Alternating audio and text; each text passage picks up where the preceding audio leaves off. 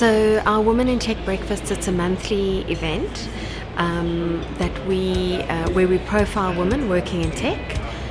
We also let them share their story, their journey, the work that they do with other women, and learn from each other, connect with each other, learn about what careers are out there, and just really support women in tech or women who are wanting to get into the tech space.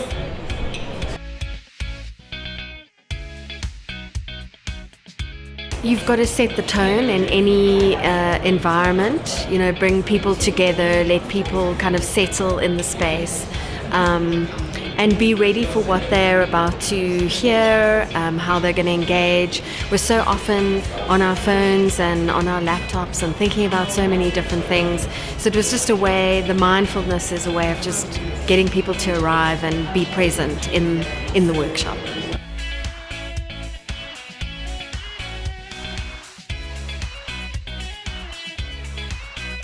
So Women in Tech is more of a community get-together of women in tech, and the idea is more to share a bit personal stories of how you got involved in tech and what your current involvement is in tech. So I shared how I started off in stats and it ended up in data science and some of the difficult things for myself.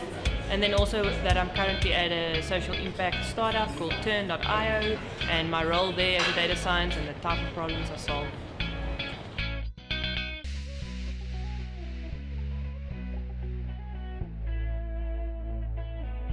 I think community adds a lot. Even this morning you can see, because women see other women doing it, and I think for a lot of us who came out of I want to say earlier era is a big word, but when we were students there weren't this big women push necessarily, and now seeing there were a lot of people from the Africa Develop Academy ADA, and to know that the young girls are already there. So seeing people do similar stuff that you do is very encouraging.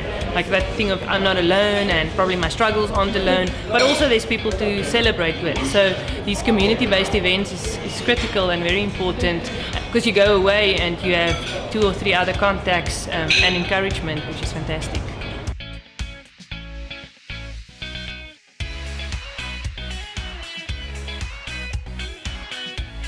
So today I was elaborating to the audience about Memeza community safety and what we do, our social impact, and the technology that we are using in communities to prevent crime.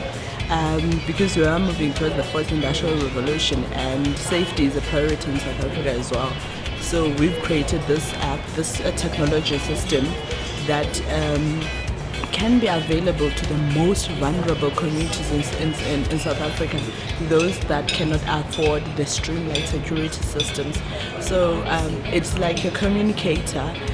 You configure numbers on it, and when you are in trouble, you press the panic button and it sends out SMSs to people that can come and assist you at that time in need.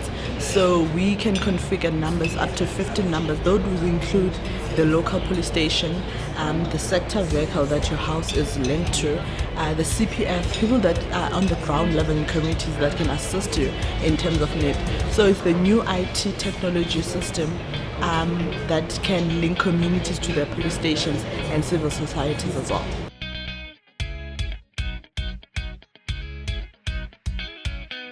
The fact that there are women, we in South Africa are still in that stereotype level where we think men are the ones that can still be achieving such things.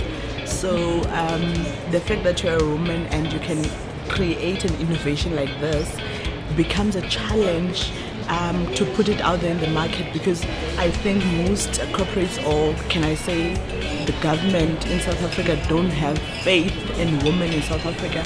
But I think with the times going on now and the women showing themselves that they are able to create such technologies, everything is about to change. We have a lot of hurdles for women who are wanting to become entrepreneurs or have full-time careers in tech. Women face different challenges. We still live in a very patriarchal society. We still have to balance career with family and home, and those kinds of things aren't changing as rapidly as we'd like them to.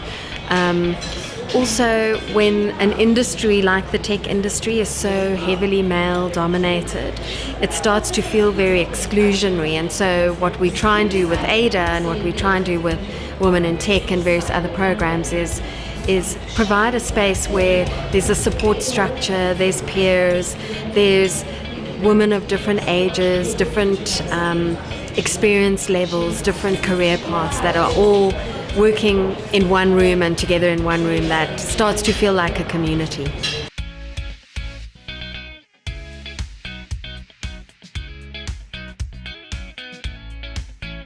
I've always been in a job where the ratio is 1 or 2 girls to 7 or 8 guys, and kind of realized I think it's normal, but it doesn't have to be normal. It's difficult because there's not always someone to relate to.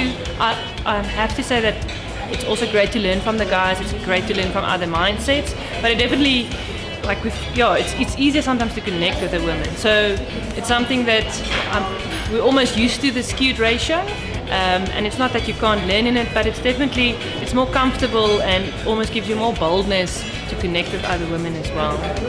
For more stories like these, go to www.social-tv.co.za, subscribe to us on YouTube, and follow us on our social mediums.